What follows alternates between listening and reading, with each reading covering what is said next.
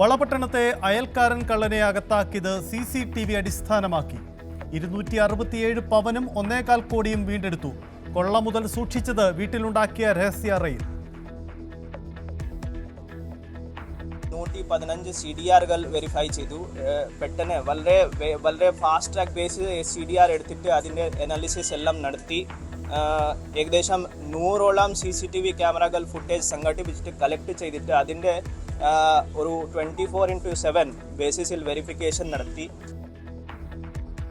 വ്യാപാരിയായ അഷ്റഫിന്റെ വീട്ടിൽ കൊള്ള നടന്നത് കഴിഞ്ഞ മാസം 20-ന്.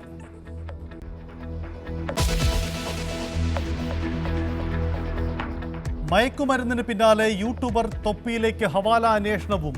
കുരുക്കായത് റഷ്യയിൽ നിന്ന് മാസാമാസം നടത്തിയ 1 കോടിയുടെ ഇടപാട്. ഹവാലയിലൂടെ കിട്ടിയ പണം രാസലഹരി വാങ്ങാൻ ഉപയോഗിച്ചെന്ന് പോലീസ് നിഗമനം. മുൻകൂർ ജാമ്യത്തിനുള്ള ശ്രമങ്ങളുമായി തൊപ്പി.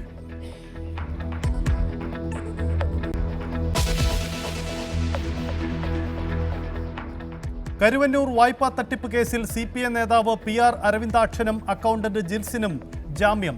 ഇരുവരും 1 വർഷമായി റിമാൻഡിൽ. ജാമ്യം അനുവദിച്ചത് ഹൈക്കോടതി.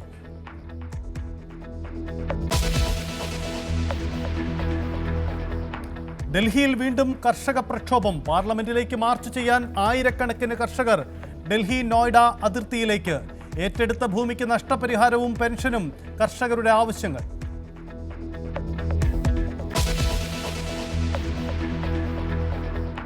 പാർട്ടി സമ്മേളനത്തിൽ നിന്നും ഇറങ്ങിപ്പോയ CPM മുൻ ഏരിയ സെക്രട്ടറി പുറത്തേക്ക്. മധു മുല്ലശ്ശേരിയെ പുറത്താക്കാൻ ജില്ലാ സെക്രട്ടേറിയറ്റ് ശുപാർശ. പുറത്താക്കിയാലും ഇല്ലെങ്കിലും മധു BJPയിലേക്കെന്ന് സൂചന. സമ്മേളനം നടപടിക്രമങ്ങൾ പാലിച്ചെന്ന് ജില്ലാ സെക്രട്ടറി വി ജോയ്.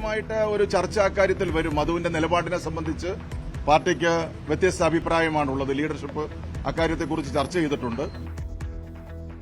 വിവാദം പാർട്ടിക്ക് ക്ഷീണമുണ്ടാക്കിയെന്ന് കടകംപള്ളി സുരേന്ദ്രൻ. അതെ ഞങ്ങൾക്ക് ലേശം ക്ഷീണം അക്കാര്യത്തിൽ ഉണ്ടായിട്ടുണ്ട്.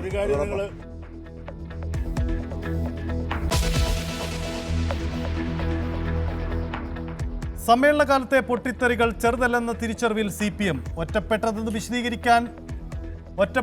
വിശദീകരിക്കുമ്പോൾ പരിഹരിക്കാനാവാത്ത നേതൃത്വം. MV ഗോവിന്ദൻ നേരിട്ടെത്തിയിട്ടും അടങ്ങാതെ പത്തനംതിട്ടയിലെ തമ്മിലടി.